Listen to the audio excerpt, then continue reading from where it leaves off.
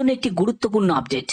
গ্রাম পঞ্চায়েতে নিয়োগ 2025 পার্মানেন্ট সরকারি চাকরিতে এই নিয়োগটি করা হচ্ছে, যেখানে যোগ্যতা মাধ্যমিক, উচ্চ মাধ্যমিক। তোমার যোগ্যতা যদি মাধ্যমিক হয়ে থাকে তাহলেও তুমি কিছু পোস্টের জন্য আবেদন করতে পারবে। তোমার যোগ্যতা যদি উচ্চ মাধ্যমিক হয়ে থাকে তাহলে তুমি সবকটি পোস্টের জন্য আবেদন করতে পারবে। এখানে তোমাদের পদ সংখ্যা হচ্ছে 1,00,000। এবার তোমাদের 1,00,000 পদ সংখ্যা দিয়ে তোমাদের মনে হতে পারে যে স্যার এটা কি শুধুমাত্র পশ্চিমবঙ্গে? না, এটা সবকটা রাজ্য মিলিয়ে, মানে যতগুলো রাজ্য আছে অল ওভার ইন্ডিয়া বেসিস এই রিক্রুটমেন্টটি, যেখানে প্রত্যেক রাজ্য থেকে প্রত্যেকে আবেদন করতে পারে। একজন মেল ক্যান্ডিডেট সেও আবেদন করতে পারে, একজন ফিমেল ক্যান্ডিডেট সেও আবেদন করতে পারে। বেতন 20,000 টাকা থেকে 75,000 টাকার মধ্যে তোমাদের বেতন থাকবে। সম্পূর্ণ বিস্তারিত তথ্য থাকবে এই ভিডিওতে। এখানে মাধ্যমিক, উচ্চ মাধ্যমিক সহ বিভিন্ন যোগ্যতায় তোমরা আবেদন করতে পারবে, কারণ একটি পোস্ট নয়, একাধিক পোস্ট আছে। ক্লার্ক আছে, তারপরে এমটিএস আছে, আরো আপার লেভেলের পোস্ট আছে, গ্রুপ ডি আছে, ঠিক আছে। তো এই সব পোস্টগুলোতে যে সম্পূর্ণ পার্মানেন্ট ভাবে নিয়োগ করা হচ্ছে, যেখানে ছেলে মেয়ে উভয় প্রার্থীরাই আবেদন করতে পারছে। পঞ্চায়েত রিক্রুটমেন্ট 2025 নোটিফিকেশন, যেখানে তোমাদের সম্পূর্ণ পার্মানেন্ট ভাবে নিয়োগ করা হচ্ছে। একজন মাধ্যমিক পাশের ক্যান্ডিডেট সেও আবেদন করতে পারে, আবার যারা উচ্চ মাধ্যমিক পাশের ক্যান্ডিডেট সেও আবেদন করতে পারে। কারণ এই যে নিয়োগটি করা হচ্ছে সম্পূর্ণ পার্মানেন্ট পোস্টে নিয়োগ করা হচ্ছে, কোনো কন্ট্রাকচুয়াল চাকরি কিন্তু এটা নয়। এখানে আর কি কি বলা হচ্ছে দেখো।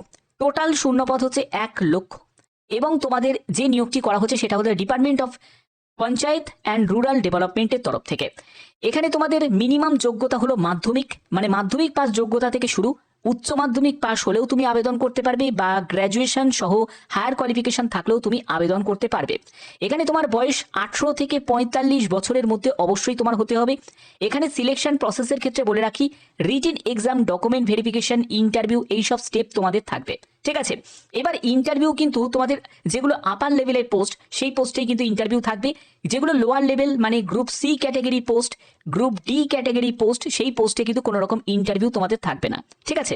আরো এই ব্যাপারে ডিটেলসে বলবো। তোমাদের 75,000 টাকা মানে 20,000 টাকা থেকে শুরু করে 75,000 টাকার মধ্যে তোমাদের বেতন থাকবে। এটা বলাই হয়েছে যে ডিপেন্ডস অন দ্য পোস্ট, অর্থাৎ পোস্ট অনুযায়ী সেটা ডিপেন্ড করছে। অ্যাপ্লিকেশন ফিজের ব্যাপারটা বলে দিই, যে এখানে তুমি যদি এসসি এসটি ক্যাটাগরি থেকে বিলং করো, পিডাব্লিউবিডি ক্যাটাগরি থেকে বিলং করো, তোমার কিন্তু কোনো রকম আবেদন মূল্য লাগছে না। কিন্তু তুমি যদি আদার ক্যাটাগরি থেকে বিলং করো তাহলে তোমার কিন্তু 100 টাকা আবেদন মূল্য লাগবে। রেজিস্ট্রেশন প্রসেস দেখো, আবেদন করতে গেলে সম্পূর্ণ অনলাইন মোডে আবেদন করতে হবে, এবং অফিসিয়াল ওয়েবসাইট হচ্ছে এটা, যেটা হলো rural.government.in, যে অফিসিয়াল ওয়েবসাইটে আমি ফার্স্টে তোমাদের ভিজিট করে দেখালাম। তো এবার দেখো তোমাদের গ্রাম পঞ্চায়েতের ভ্যাকেন্সি ডিটেলস। দেখো ভ্যাকেন্সি ডিটেলসের ব্যাপারটা বলে দিই, পোস্ট অনুযায়ী কত ভ্যাকেন্সি সেই ব্যাপারে আপডেট কিন্তু এখনো আসেনি। এই ব্যাপারে যখন আপডেট আসবে অবশ্যই তোমাদের জানিয়ে দেবো, কিন্তু কোন পোস্টের জন্য কি কি যোগ্যতা প্রয়োজন সেটা তোমাদের ক্লিয়ার করবো এই ভিডিওতে। তো দেখো কোন কোন পোস্ট আছে। ভিলেজ ডেভেলপমেন্ট অফিসার অর্থাৎ ভিডিও পোস্ট আছে, তারপরে হচ্ছে rural development office, clerk post আছে, গ্রাম পঞ্চায়েত অ্যাকাউন্টেন্ট আছে, গার্ড আছে, সাফাই কর্মী আছে, যেগুলো তোমাদের গ্রুপ ডি ক্যাটাগরির মধ্যে পড়ছে, তারপরে জুনিয়র ইঞ্জিনিয়ার আছে, গ্রাম পঞ্চায়েত সহায়ক আছে, গ্রাম পঞ্চায়েত সেক্রেটারি আছে, মুখ্য সেবিকা আছে, সুপারভাইজার আছে, এই সব বিভিন্ন পোস্ট আছে। এবার এই পোস্টের জন্য কি কি যোগ্যতা প্রয়োজন আমি সেই ব্যাপারেও আসছি। যেখানে দেখো তোমাদের এলিজিবিলিটি ক্রাইটেরিয়া, তোমার যোগ্যতা যদি মাধ্যমিক পাস হয়ে থাকে তুমি আবেদন করতে পারবে, তোমার যোগ্যতা যদি উচ্চ মাধ্যমিক হয়ে থাকে তাহলেও তুমি আবেদন করতে পারবে, বা তুমি যদি কলেজ পাস আউট করে গ্র্যাজুয়েশন কমপ্লিট করে থাকো তাহলেও তুমি আবেদন করতে পারবে। এছাড়া যারা ডিপ্লোমা পাস ক্যান্ডিডেট তারাও আবেদন করতে পারে। এখানে তোমাদের বয়স হচ্ছে 18 থেকে 45 বছরের মধ্যেই তোমার বয়স হতে হবে, এবং পার্মানেন্ট রেসিডেন্ট অফ ইন্ডিয়া অর্থাৎ ভারতীয় নাগরিক প্রত্যেকে আবেদন করতে পারে। তো এবার দেখে নাও যে তোমাদের কোন পোস্টের জন্য কি তোমাদের শিক্ষাগত যোগ্যতা প্রয়োজন। তুমি যদি সুপারভাইজার পোস্টের জন্য যদি আবেদন করতে চাও, তোমার এখানে উচ্চ মাধ্যমিক পাস যোগ্যতা প্রয়োজন। তুমি যদি সেক্রেটারি পোস্টের জন্য আবেদন করতে চাও সেখানে তোমাদের উচ্চ মাধ্যমিক পাস যোগ্যতা প্রয়োজন। তুমি সহায়ক পোস্টের জন্য আবেদন করতে চাইলে সেখানে মাধ্যমিক পাস যোগ্যতা প্রয়োজন। জুনিয়র ইঞ্জিনিয়ার পোস্টের জন্য আবেদন করতে চাইলে সেখানে পলিটেকনিক ডিপ্লোমা যদি তোমার করা থাকে, পলিটেকনিক ডিপ্লোমা যদি করা থাকে, তাহলে তুমি আবেদন করতে পারবে। সাফাই কর্মী, এটা গ্রুপ ডি ক্যাটাগরি পোস্ট, অর্থাৎ এখানে তোমার মাধ্যমিক পাস যোগ্যতা প্রয়োজন, বা তার থেকে যদি লোয়ার ক্যাটাগরি মানে তোমার যদি যোগ্যতা থাকে, অর্থাৎ 8 পাস যোগ্যতা থাকলেও তুমি আবেদন করতে পারবে। গার্ড পোস্টের জন্যও কিন্তু মাধ্যমিক পাস যোগ্যতা প্রয়োজন। অ্যাকাউন্টেন্ট পোস্টের জন্য বিকম পাস যোগ্যতা প্রয়োজন। ক্লার্ক পোস্টের জন্য তোমাদের এখানে মাধ্যমিক পাস যোগ্যতা প্রয়োজন। ঠিক আছে, তারপরে রুরাল ডেভেলপমেন্ট অফিস, এগুলো কিন্তু গ্র্যাজুয়েশন লেভেলের পোস্ট আছে, তো এখানে গ্র্যাজুয়েশন যোগ্যতা প্রয়োজন। এবং তোমাদের মুখ্য সেবিকা, এই মুখ্য সেবিকা এটা কিন্তু শুধুমাত্র ফিমেল ক্যান্ডিডেটদের জন্যই কিন্তু এই পোস্টটি, এবং এই পোস্টের জন্য তোমাদের যে যোগ্যতা যেটি প্রয়োজন সেটা হলো 12 পাস যোগ্যতা প্রয়োজন। এছাড়া তোমাদের আর যদি কোনো আপডেট আসে, অবশ্যই তোমাদের সেই আপডেটটা দিয়ে আমি তোমাদের ব্যাপারটা ক্লিয়ার করে দেবো। তো দেখো এখানে তোমাদের রিকোয়ার্ড ডকুমেন্টস, অর্থাৎ যারা যারা আবেদন করবে কি কি ডকুমেন্টস এখানে প্রয়োজন। দেখো তোমাদের আবেদন করতে গেলে অবশ্যই সঠিক পদ্ধতিতে আবেদন করতে হবে, তাহলেই কিন্তু তোমরা পরবর্তী যেসব স্টেপগুলো থাকবে সেই সব স্টেপগুলোতে তোমরা ডাক পাবে। যেখানে তোমার বলা হচ্ছে যে অ্যাপ্লিকেন্টস আধার কার্ড, অর্থাৎ এখানে কিন্তু আধার কার্ড কিন্তু ম্যান্ডেটারি।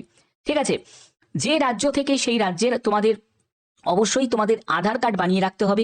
এডুকেশন সার্টিফিকেট তোমাদের প্রয়োজন, অর্থাৎ যে পোস্টের জন্য আবেদন করছো, ধরো তুমি ক্লার্ক পোস্টের জন্য আবেদন করলে, ক্লার্ক পোস্টের জন্য তোমাদের 10th পাস যোগ্যতা প্রয়োজন, তাহলে তোমাকে 10th পাসের মার্কশিটও লাগবে, আবার তোমাদের সার্টিফিকেটও তোমার লাগবে। তাহলে এগুলো তোমাদেরকে রেডি রাখতে হবে। মোবাইল নাম্বার, মেল আইডি, অবশ্যই তোমাকে একটি ভ্যালিড অ্যাক্টিভ মেল আইডি কিন্তু প্রয়োজন, মোবাইল নাম্বার প্রয়োজন। ডোমিসাইল সার্টিফিকেট প্রয়োজন। দেখো ডোমিসাইল সার্টিফিকেট অনেক সময় যেটা তুমি পঞ্চায়েতের কাছ থেকে তুমি পেয়ে যাবে, এছাড়া যারা কাউন্সিলরের কাছ থেকে পেয়ে যাবে, এছাড়া আধার কার্ড দিলেও কিন্তু ডোমিসাইল সার্টিফিকেট হয়ে যায়। ঠিক আছে, তো সেটা নিয়ে কোনো ঘাবড়ানোর কিছু নেই। কাস্ট সার্টিফিকেট প্রয়োজন, যেহেতু এটা সেন্ট্রাল গভর্নমেন্টের, তো সেক্ষেত্রে তোমার কাস্ট সার্টিফিকেট লাগবে, পাসপোর্ট সাইজের ছবি লাগবে এবং তোমাকে সিগনেচার লাগবে। এবার এখানে টোটাল ভ্যাকেন্সি হচ্ছে 1 লাখ। ঠিক আছে, তার মধ্যে ওয়েস্ট বেঙ্গলের ভ্যাকেন্সি 6652। তোমরা দেখতে পেয়েছো যে স্টেট ওয়াইজ যেহেতু অনেক আগেই তোমাদের রেজিস্ট্রেশন হয়েছে ওয়েস্ট বেঙ্গলের ক্ষেত্রে, ঠিক তেমনি তোমাদের সবকটা রাজ্যেরই কিন্তু পরপর কিন্তু ভ্যাকেন্সি রিলিজ করছে।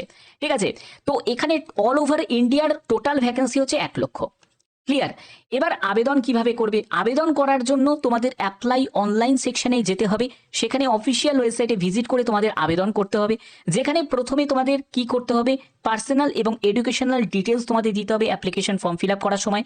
তারপরে কিছু ডকুমেন্টস থাকবে, সেগুলো তোমাদের আপলোড করতে হবে, তারপরে তোমাকে সাবমিট করতে হবে এবং তোমাদের আবেদন মূল্যও জমা দিতে হবে, এবং যেটা বলা হচ্ছে যে ফিউচার রেফারেন্সের জন্য অবশ্যই তোমাদের প্রিন্ট আউট করে রাখতে হবে। তো এই হচ্ছে তোমাদের স্টেপ। এবং এখানে তোমাদের আর পরবর্তী কি বলা হচ্ছে যে salary details of gram panchayat jobs. দেখো এখানে তোমাদের মিনিমাম স্যালারি সেটা 20,000 থেকে কিন্তু শুরু হচ্ছে, এবং ম্যাক্সিমাম দেখো 75,000 টাকা থেকে 1 লক্ষ টাকার মধ্যে তোমাদের বেতন থাকবে। সেটা ডিপেন্ড করছে যে পোস্টে তুমি আবেদন করছো সেই পোস্টের, কারণ তোমরা জানো লেভেল 1 পোস্ট আছে, লেভেল 2 লেভেলের পোস্ট আছে, তো এইসব বিভিন্ন লেভেলের পোস্ট আছে। ঠিক আছে, তো সেই পোস্ট অনুযায়ী কিন্তু ব্যাপারটা কিন্তু থাকছে। এবার দেখো কিছু কিছু জায়গায় যখন তোমাদের ভ্যাকেন্সি যখন রিলিজ হবে, তখন কিন্তু এই ব্যাপারটা আরো মানে ভালোভাবে তোমাদের ক্লিয়ার হবে, যে যখন তোমাদের কত তোমাদের বেতন থাকবে বা কি কি তোমাদের ক্রাইটেরিয়া ফুলফিল করতে হবে, সিলেকশন প্রসেসের কি মাধ্যম থাকছে, সেগুলো তোমাদের কাছে ক্লিয়ার হবে। এখানে তোমাদের জাস্ট আমি তোমাদের একটা বেসিক আইডিয়া দিয়ে দিচ্ছি, যাতে তোমরা এই বেসিসে তোমরা নিজেকে প্রস্তুত করতে পারো। ঠিক আছে, তো এখানে দেখো তোমাদের অ্যাপ্লিকেশন ফিজের ব্যাপারটা অলরেডি ক্লিয়ার করেছি, যে জেনারেল ওবিসি ক্যান্ডিডেটদের 100 টাকা লাগছে, এসসি এসটি এক্স সার্ভিসম্যান এবং ওমেন ক্যান্ডিডেট যদি হয়ে থাকো, অর্থাৎ মহিলা প্রার্থীদের কোনো রকম আবেদন মূল্য লাগছে না। এই জায়গাটা টেন্টেটিভ বলেছি কেন? কারণ টেন্টেটিভ এর জন্যই বলা হয়েছে যে যদি কোনো রকম পরিবর্তন হয় অবশ্যই সেই ব্যাপারেও তোমাদের আপডেট আমি পৌঁছে দেবো। আর এরকমই যদি নতুন নতুন আপডেট পেতে চাও, কি করতে হবে, তোমাদের চ্যানেলটাকে অবশ্যই কিন্তু আমি বলবো সাবস্ক্রাইব, যারা এখনো করনি তারা অবশ্যই সাবস্ক্রাইব করে বেল আইকনটাকে অল করে রাখবে। এবং দেখো তোমাদের লিস্ট অফ ডকুমেন্টস এর রিকোয়ার্ডের ক্ষেত্রে যেটা তোমাদের অলরেডি ক্লিয়ার করেছি, আধার কার্ড, তারপরে হচ্ছে তোমাদের ভোটার কার্ড বা যে কোনো একটি গভর্নমেন্ট আইডি প্রুফ, সেটা কিন্তু তোমাদের লাগবে। স্ক্যান তোমাদের ফটো, সিগনেচার, এগুলো তোমাদের প্রয়োজন হচ্ছে, কাস্ট সার্টিফিকেট, এগুলো তোমাদের লাগছে।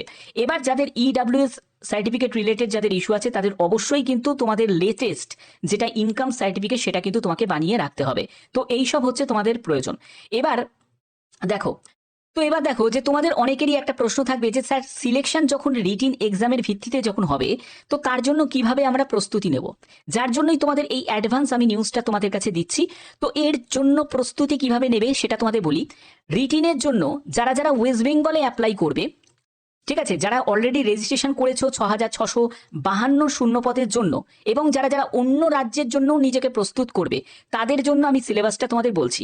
দেখো, যারা ওয়েস্ট বেঙ্গলের জন্য আমি প্রথমে ক্লিয়ার করে দিই, তোমাদের বেঙ্গলি থাকবে, বেঙ্গলি ল্যাঙ্গুয়েজ, তারপরে তোমাকে জিকে স্টাডি করতে হবে, ম্যাথ স্টাডি করতে হবে, ইংলিশ থাকবে, আর হচ্ছে তোমার এখানে জেনারেল ইন্টেলিজেন্স। এই সাবজেক্টগুলো যেগুলো আছে এগুলো অবশ্যই তোমাকে কমেন্ট রাখতে হবে।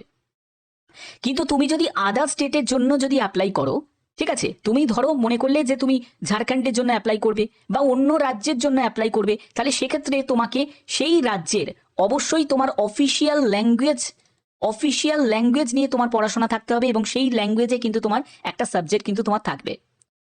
ব্যাপারটা ক্লিয়ার?